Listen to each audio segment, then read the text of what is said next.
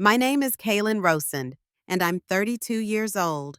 I work as a financial consultant at a mid-sized firm in Asheville, North Carolina, where the Blue Ridge Mountains frame every morning commute like a postcard that never gets old.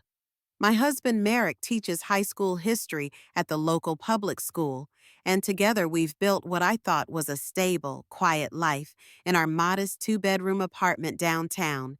But stability, I've learned, can be a dangerous illusion when it's built on other people's expectations and your own willingness to disappear. I'm the older of two daughters in the Rosen family.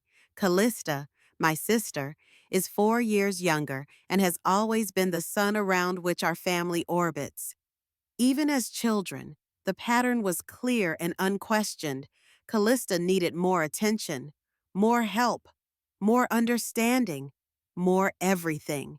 She's sensitive, my mother Vera would say when I questioned why my birthday dinner was canceled for Callista's volleyball tournament. You're stronger, Kaylin. You can handle it. You understand, don't you? And I did handle it.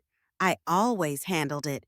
I handled it when my 21st birthday passed with a grocery store cake and a $50 check while Callista's 18th was celebrated with a weekend trip to Charleston, complete with a professional photo shoot and dinner at the city's most expensive restaurant. I handled it when I graduated law school summa cum laude and received a congratulatory card with a generic message, while Callista's mediocre college graduation with a 2.8 GPA earned her a brand new Subaru Outback with a giant red bow and a celebration party at the lake house that lasted 3 days. The pattern was so deeply ingrained in our family dynamic that when the financial crisis hit our household in 2017, I didn't even question why they came to me alone, why they didn't consider asking both daughters to contribute, why the burden of saving the family home fell entirely on my shoulders. Dad's hours at the manufacturing plant had been cut from full-time to part-time with no warning. After 23 years of loyal service, the company decided he was expendable. Mom's rheumatoid arthritis had worsened to the point where she couldn't maintain her retail job at the department store anymore. Her hands would swell so badly some mornings that she couldn't even hold a coffee cup, let alone fold clothes or work a cash register for 8 hours. The mortgage payments on their modest three-bedroom ranch house were becoming impossible to manage on Dad's reduced income and Mom's disability payments. They sat me down at their kitchen table on a gray October afternoon, the same table where I'd done homework for 12 years, where we'd eaten countless family dinners, and laid out the numbers with the defeated air of people who'd run out of options and were facing the unthinkable. Nine Basil. We might lose the house, Dad said, his voice barely above a whisper, his hands shaking slightly as he pushed the mortgage statement across the table toward me. Mom twisted her wedding ring, a nervous habit I'd inherited and still caught myself doing during stressful client meetings. We've looked at everything: refinancing, second jobs, selling the car, borrowing against my 401k. Nothing works. The numbers just don't add up. I stared at the mortgage statement they'd placed in front of me, the bold numbers seeming to pulse on the page. $1,200 a month. It was manageable for me, barely, but manageable. Merrick and I had been saving for a down payment on our own house, slowly building a nest egg that we'd hoped would get us out of our cramped apartment and into something with a yard and maybe an extra bedroom for the children we talked about having someday. But that could wait. Family came first. It always had in the Rosand household. I'll take care of it, I said without hesitation, the words coming out before I'd even fully processed what I was agreeing to. The relief on their faces was immediate and profound. Mom started crying, tears of gratitude streaming down her cheeks.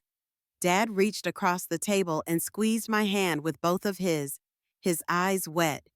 Just until we get back on our feet, he promised, his voice thick with emotion. Maybe a year, two at most. As soon as I can find full-time work again, as soon as your mother's treatment starts helping, we'll take it back over.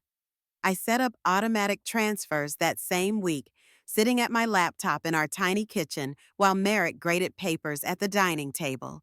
$1,200 would move from my checking account to theirs every month like clockwork, as reliable as the sunrise. I didn't tell Callista about the arrangement.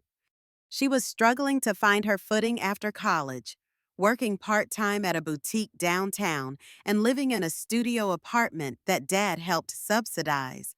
Why burden her with this financial stress when she was already having trouble making ends meet?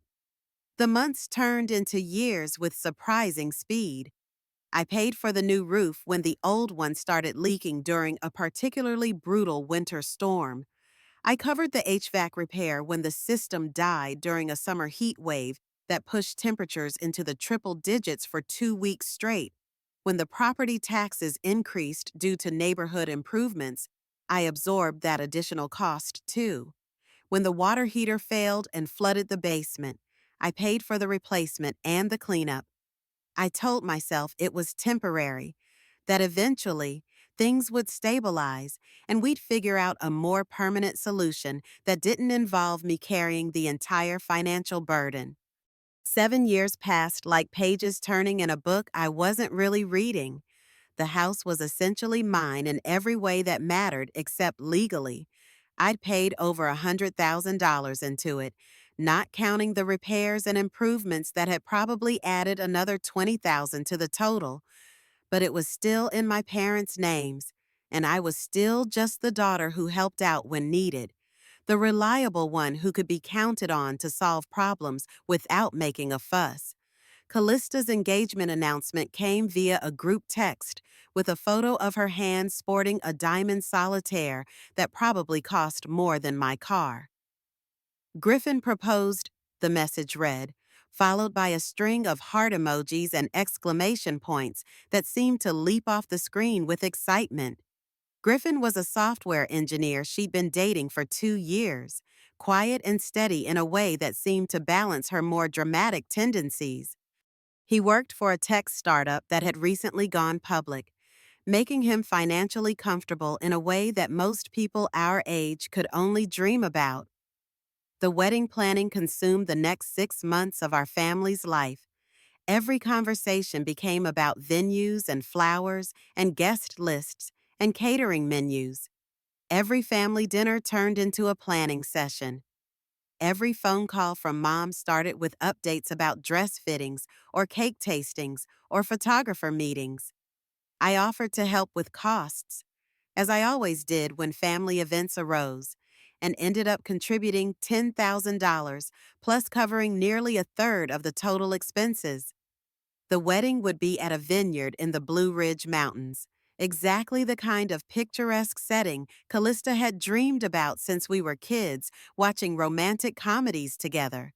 But as the date approached, I started noticing small things that felt off, tiny details that nagged at me like splinters under the skin.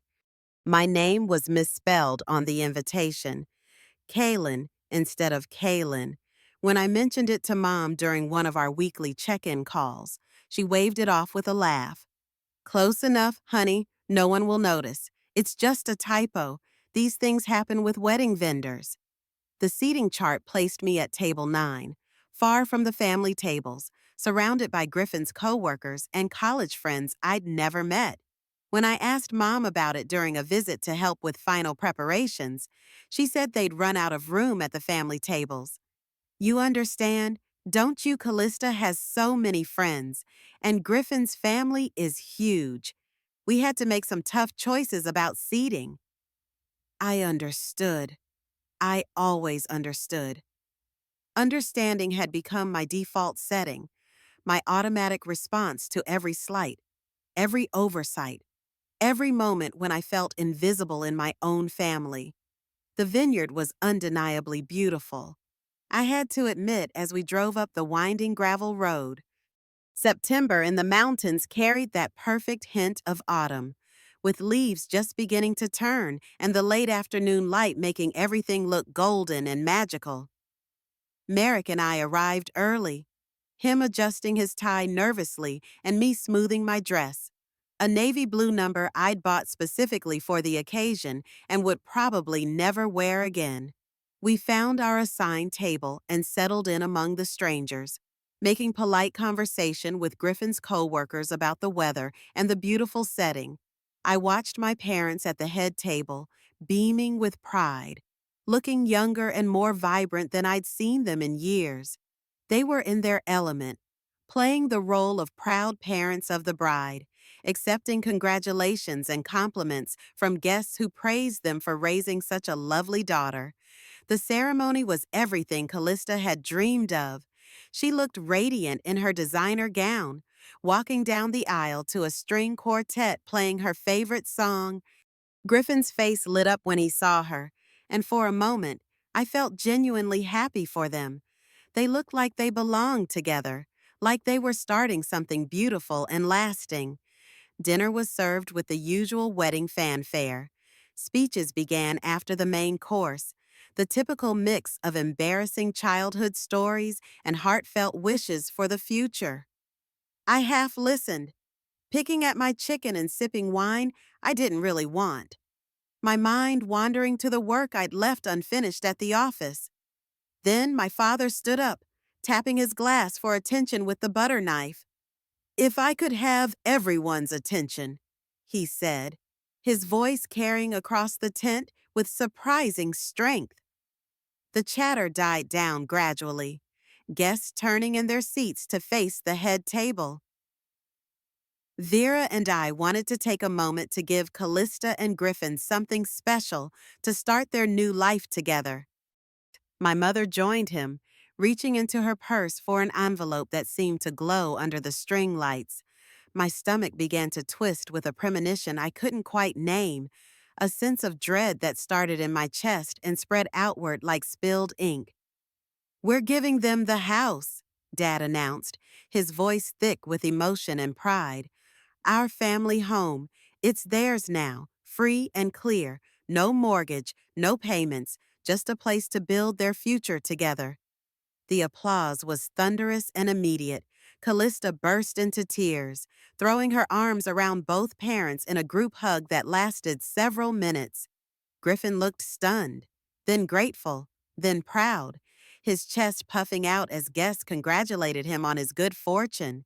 People were wiping their eyes and raising their glasses in toasts, calling out congratulations and expressing amazement at such a generous gift. I sat frozen, my fork halfway to my mouth, the piece of chicken growing cold as I stared at the scene unfolding before me. The house, my house, the one I'd been paying for, maintaining, essentially owning for 7 years, given away like a door prize, with no mention of my contribution, no acknowledgement of my sacrifice, no conversation about whether this was fair or right or even legal. Merrick's hand found mine under the table, his fingers intertwining with mine in a gesture of support. "Breathe," he whispered, his voice barely audible over the continued applause and celebration.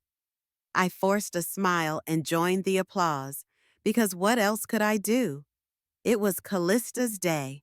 It had always been Callista's day, and I had learned long ago not to disrupt the narrative that painted her as the beloved daughter who deserved everything good that life had to offer.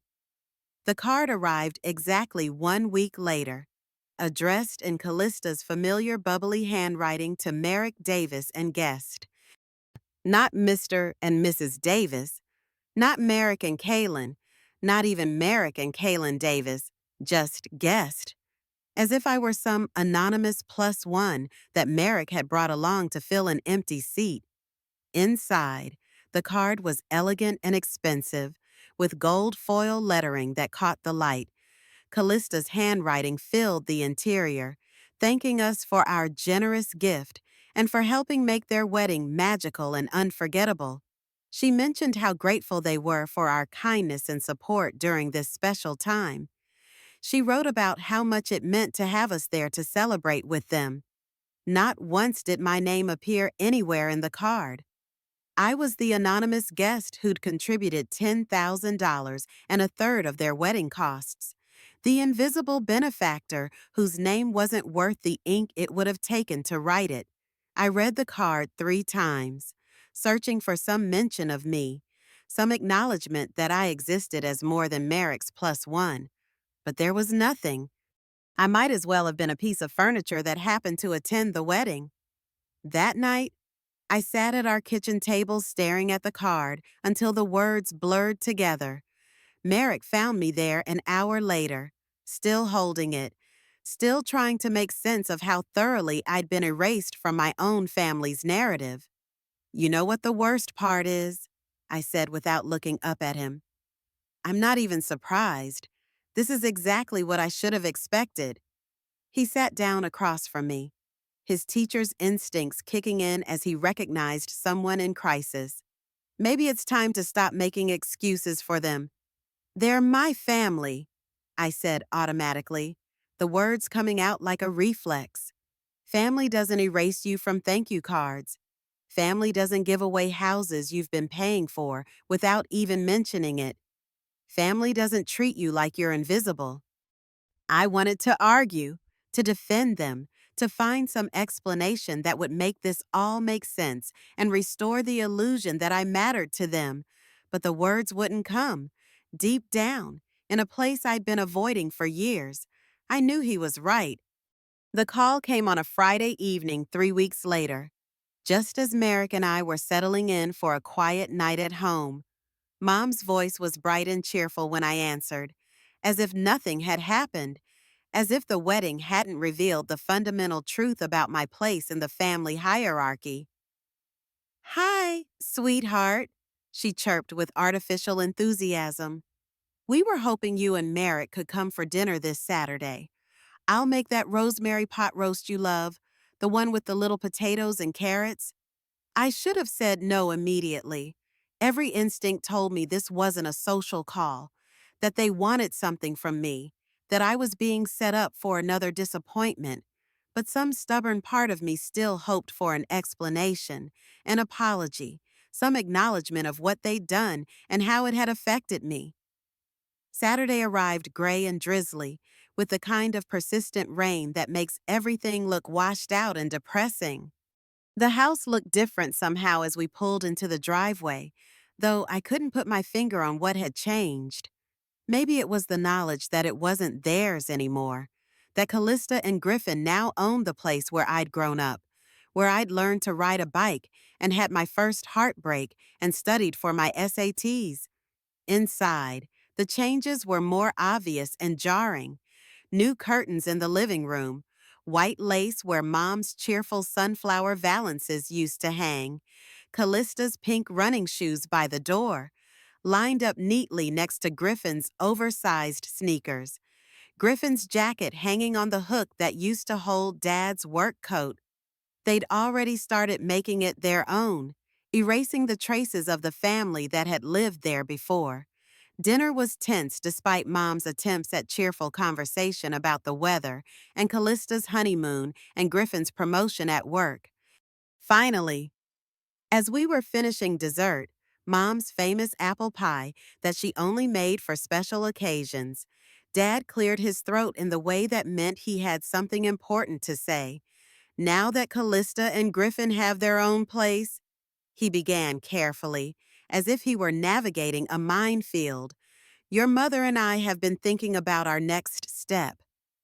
Here it comes, I thought, my stomach clenching with anticipation. "We'd like to move into your cottage," Mom said, as if she were asking to borrow a cup of sugar or use our car for an afternoon. "The one up in Brevard, it's perfect for us. Quiet, single story, close to our church. We could really see ourselves being happy there." I stared at them, my brain struggling to process what I'd just heard. "You want to move into my house?"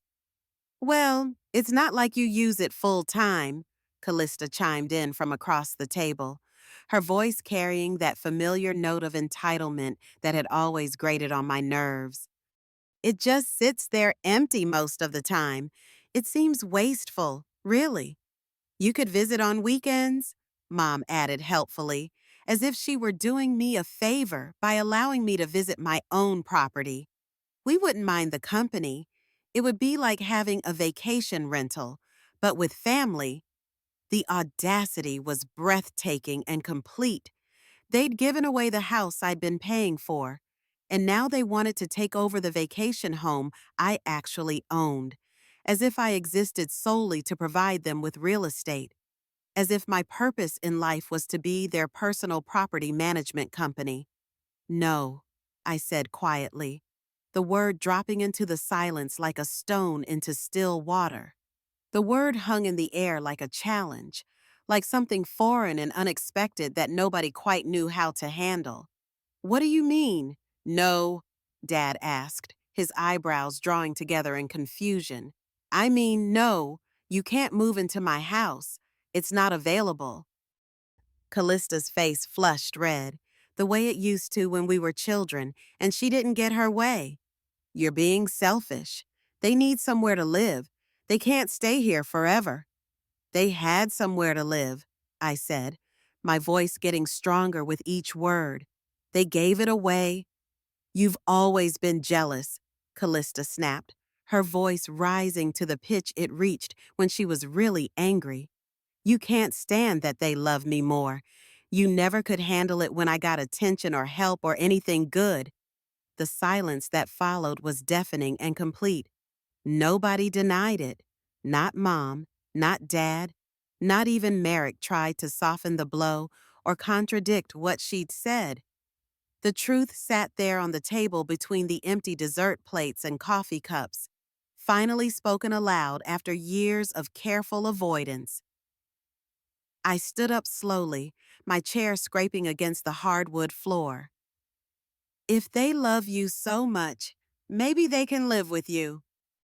Merrick and I left without another word, walking out into the drizzle and driving home in silence that felt more peaceful than any conversation we could have had. The security alert came at 2:17 p.m. on a Thursday afternoon, buzzing insistently on my phone during a client meeting about quarterly tax projections. Motion detected at your property, the notification read, accompanied by a small thumbnail image of my Brevard house. By the time I excused myself from the meeting and checked the security app, there were two more alerts. The cameras showed my parents' car in the driveway and clear evidence of movement inside the house. They'd used the spare key I'd given them years ago for emergencies, back when I still trusted them to respect boundaries and use good judgment. I called the security company immediately, my hands shaking slightly as I dialed. This is Kaylin Rosand. I need to report unauthorized entry at 41 Unseen Orchard Trail in Brevard. Are you the homeowner, ma'am? Yes, two individuals entered using a key, but they don't have permission to be there. They're trespassing. Would you like us to contact local law enforcement? I closed my eyes, knowing that once I said yes, there would be no going back. This would be the moment when I finally drew a line in the sand and enforced it. Yes, please contact the sheriff's department. The drive to Brevard took 45 minutes through winding mountain roads that I'd driven hundreds of times before, but never with this sense of dread and determination. Merrick met me there, having left school early after I called him in tears. We arrived to find my parents sitting on the porch with suitcases and boxes scattered around them, as if they'd moved in permanently and were just taking a break from unpacking. A sheriff's deputy was already on scene, a young woman with kind eyes who looked like she'd rather be anywhere else than mediating a family dispute over property rights. They don't have permission to be here, I told the officer, my voice steadier than I felt. Mom stood up from the porch swing, her face a mask of wounded indignation that I recognized from every childhood argument we'd ever had. After everything we've done for you, how can you be so ungrateful? We raised you. We sacrificed for you. Ungrateful. I almost laughed at the absurdity of it. You gave away my childhood home like a wedding favor. Now you think you're entitled to my vacation property. We raised you, Dad said, standing beside Mom in a show of solidarity. We supported you through college, through law school. We were there for you when you needed us. What exactly did you support? I asked, my voice getting louder despite my efforts to stay calm. Because I remember paying your mortgage for 7 years. I remember getting a $50 check for law school graduation while you bought Callista a car. I remember being seated at table 9 at my own sister's wedding. The deputy cleared her throat, clearly uncomfortable with the family drama unfolding in front of her. Ma'am, do you want to press charges for trespassing? I looked at my parents, sitting there with their belongings scattered around them like refugees from their own poor choices. They looked smaller somehow, older and more fragile than I remembered, but they also looked defiant, as if they still believed they were in the right, as if they couldn't understand why I was being so unreasonable. No charges, I said finally, but I want them off the property today, and I want the key back. The Facebook post appeared that evening, just as I was trying to decompress from the day's events with a glass of wine and a mindless television show. Vera Rosand had shared 2 photos, one of her and Dad sitting dejectedly on my porch steps, suitcases at their feet, looking like victims of some terrible injustice, and another showing the police car in the background with its official markings clearly visible. The caption read, "In our golden years, we've been cast out by our own daughter. All we ever did was love her, and this is how she repays us. Treated like criminals for wanting a place to live." The comments came in waves, each one more judgmental than the last. How heartless can you be? Kids today have no respect for their elders. She chose property over family. This is what happens when children get too successful. They forget where they came from. Relatives I barely spoke to weighed in with their opinions. A childhood friend messaged me privately, "I don't know what's going on, but I miss the old Kaylin, the one who always put family first." Yes, another comment from a family acquaintance. "Your parents are saints for putting up with this ungrateful behavior." I stared at my phone, watching the narrative spin completely out of control. In their version of events, I was the heartless daughter who'd kicked her elderly parents out of their home for no reason. There was no mention of the 7 years of mortgage payments, no acknowledgement of the house they'd given away, no context for why I'd said no to their request. I was simply the villain in a story designed to make them look like victims.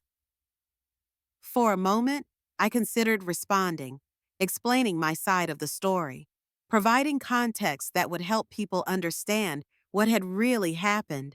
But then I realized something important. I didn't owe strangers an explanation. I didn't owe anyone an explanation for setting boundaries and protecting my own property. Instead, I turned off my phone and went to bed, sleeping better than I had in weeks. The next morning, I sat down with my laptop and began the methodical process of gathering documentation. 7 years of bank statements showing the monthly transfers from my account to theirs. Mortgage documents with my signature as the guarantor. Receipts for repairs and improvements, from the new roof to the HVAC system to the water heater replacement, insurance payments that I'd made to keep the property covered, property tax records showing my contributions.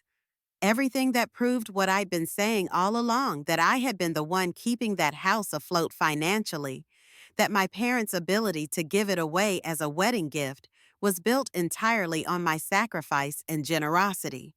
Merrick found me at the kitchen table surrounded by papers, my laptop open to multiple spreadsheets tracking expenses over the years. "What are you doing?" he asked, though I think he already knew.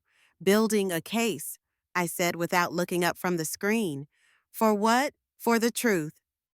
I spent the entire day organizing everything into digital folders, creating a comprehensive timeline that showed every payment I'd made, every expense I'd covered, every way I'd supported the family home that had just been given away without my knowledge or consent. By evening, I had a complete financial record that told the story more clearly than any emotional argument ever could. But I also had something else, something that Merrick had been keeping as insurance without telling me. He'd been recording phone calls with my mother for months, a habit he'd developed after she started making increasingly unreasonable requests, and then denying she'd ever made them. In one recording from 6 months earlier, her voice was crystal clear. Kaylin's always been the workhorse. That's her role in this family. Callista deserves comfort and security. She's had a harder time emotionally, and she needs more support. The casual dismissal in her voice was devastating. I wasn't a daughter to her. I was a resource, a problem solver, a source of financial support that she could tap whenever needed. I crafted my response carefully, spending hours choosing each word with the precision of a legal document. No emotion, no accusations, just facts laid out in chronological order. I uploaded the bank statements, the mortgage documents, the repair receipts. I included a detailed timeline showing 7 years of payments totaling over $100,000. At the bottom, I posted the audio recording of my mother's casual dismissal of my worth. "This isn't revenge," I wrote at the end. "This is clarity. I won't be rewritten out of my own story." The response was immediate and dramatic. Comments on my mother's post began shifting as people realized they'd been given only half the story. "I had no idea she'd been paying for the house. This changes everything. Why didn't they mention this before?" Some of the nastier comments disappeared as people quietly tried to backpedal from their earlier judgments. Callista finally broke her silence with a screenshot of my post and the caption, "If you want to make this public, fine. Let's talk about legal obligations and family loyalty." But by then, I was already 3 steps ahead of her, and I had legal representation that she didn't know about. Gregory Bell had been our family's estate lawyer years ago, back when my parents still pretended to include me in important family decisions. When I called him, he remembered me immediately and had been following the social media drama with professional interest. "I saw your Facebook post," he said when I walked into his office. "There's something you should know that might interest you." And he explained that in 2016, my parents had actually drafted paperwork to transfer the house into my name, recognizing my financial contributions and planning to make the arrangement official. The paperwork was drawn up, reviewed, and ready to be signed, but it was never finalized. In 2018, they'd quietly changed the beneficiary to Callista without telling me, essentially stealing my inheritance and giving it to my sister instead. "They planned to give it to me," I said, "more to myself than to him." "At one point, yes, but plans changed, and you were never informed of that change." We drafted a comprehensive cease and desist letter that afternoon. It was legally binding and specific, demanding that Vera and Callista remove all social media content referencing my property, return all keys to my Brevard house, and cease any attempts to claim ownership or access to my property. The letter also included evidence that they had been conducting illegal title searches on my vacation home, clearly planning another attempt at appropriation. The letter was delivered by courier the next morning, and the response was swift and complete. The response to the legal letter was immediate and total. Callista's social media went dark overnight. The photos of her at my vacation home disappeared.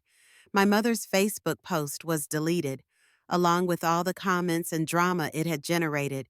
The family group chat, which had been buzzing with tension and accusations for days, went completely silent. My parents moved to a small apartment in Hendersonville, a month-to-month rental that actually fit their real budget without my financial support. Callista and Griffin settled into their gifted house, though I noticed they'd stopped posting about their good fortune online. The victory felt hollow at first. I'd won, but at the cost of my family relationships. Then I realized something important: I hadn't lost my family. I'd simply stopped pretending I'd ever really had one that valued me for who I was, rather than what I could provide. Life didn't explode into drama after that. Instead, it quieted in a way that felt like peace for the first time in years. I went back to work with renewed focus, had dinner with Merrick most nights, watched documentaries about national parks, and planned trips we'd never taken because we'd been too busy supporting other people's dreams. At work, I started mentoring a young intern named Anna, who reminded me of myself at that age: quiet, capable, too quick to apologize for taking up space. When I saw a senior partner take credit for her work during a client presentation, I intervened immediately. "Next time, you present your own work," I told her afterward. "Speak up early and often. It saves years of being invisible." Her eyes widened with surprise and gratitude. I smiled, remembering what it felt like to disappear in plain sight. I drove out to Brevard on a Saturday morning to check on the vacation home and prepare it for a new chapter. I decided to rent it out to June, a writer in her 50s who needed a quiet place to work on her novel about family secrets and the courage it takes to tell the truth. She greeted me on the porch with a warm smile and showed me how she'd arranged her things: books stacked on the coffee table, a vintage typewriter positioned by the window to catch the morning light, fresh flowers in the vase I'd left behind. "These napkins," she said, unfolding one of the linen ones I'd left in the kitchen drawer. "They're beautiful, handmade." Yes, they were a gift from my grandmother. I left them behind once, thinking I'd never need them. Now they stay where they belong. She nodded, understanding something I hadn't fully articulated. "It feels like someone who really loved this place lived here." "They did," I said. "And now someone else will." The email from Callista arrived exactly 1 week later, with the subject line "Clearing the Air." It was several stiff paragraphs dressed in the language of reconciliation, but lacking any real accountability. She expressed regret over how things had unfolded and wanted to preserve family relationships moving forward. She mentioned wanting to put this behind us and move forward as a family, but nowhere in the carefully crafted message did she actually apologize. Nowhere did she acknowledge what they'd done wrong or take responsibility for the years of taking me for granted. It was an attempt at reconciliation that required me to forget and forgive without them having to change or grow. I didn't reply. The bouquet of white lilies arrived at my office the next day, expensive and elaborate, with no card attached. I knew immediately who'd sent them. Lilies had always been my mother's go-to gesture when she wanted to smooth over conflict without actually addressing it. I turned to our receptionist, a young woman who always brightened when flowers arrived for anyone in the office. "These aren't for me," I said, gesturing toward the arrangement. "You can keep them if you'd like." "Are you sure they're beautiful?" "They're not mine to keep. They're someone else's performance." She took them gratefully, and I returned to my desk, feeling lighter than I had in months. 6 months later, I received a wedding invitation in the mail from a law school friend. My name was spelled correctly on the envelope, and when I arrived at the reception, I was seated at a table with people who knew me, who included me in their conversations, who saw me as more than just someone's plus one. When the bride's father gave his speech, thanking everyone who'd helped make the day possible, he mentioned not just the vendors and the wedding party, but also the friends who'd supported them through the years, the people who'd shown up when it mattered. He made eye contact with specific people as he spoke, acknowledging their contributions and making them feel seen. I thought about my sister's wedding, about sitting at table 9 while my contribution was erased from the narrative. I thought about the thank you card that reduced me to guest. I thought about 7 years of silent sacrifice that went unacknowledged and unappreciated. But mostly, I thought about how good it felt to be seen and valued for who I was rather than what I could provide. That night, Merrick and I drove home through the mountains with the windows down and soft music playing. "You seem different," he said as we wound through the familiar curves. Lighter somehow. I considered this observation. I think I finally learned the difference between being useful and being valued. And I chose to be valued. He reached over and squeezed my hand. "Good choice." I looked out at the mountains silhouetted against the star-filled sky and smiled. It had been a very good choice indeed. The house I'd paid for 7 years was gone, given away like a wedding favor to people who'd never contributed a penny to its upkeep. But in losing it, I'd found something more valuable myself: my voice, my worth, my right to exist as more than just a resource for other people to exploit. That evening, I sat at my kitchen table with a small wooden box I'd bought at a flea market. Inside, I placed the old house key, the same one they'd held up like a trophy at the wedding, the same one they'd tried to use to walk through my boundaries and claim my property. I labeled the box with a strip of masking tape, "Things I Survived." For the first time in my life, I didn't give the key to anyone else. I kept it, not as a reminder of what I'd lost, but as proof of what I'd finally found: the strength to say no, the courage to set boundaries, and the wisdom to know that love shouldn't require you to disappear. I was finally, truly free.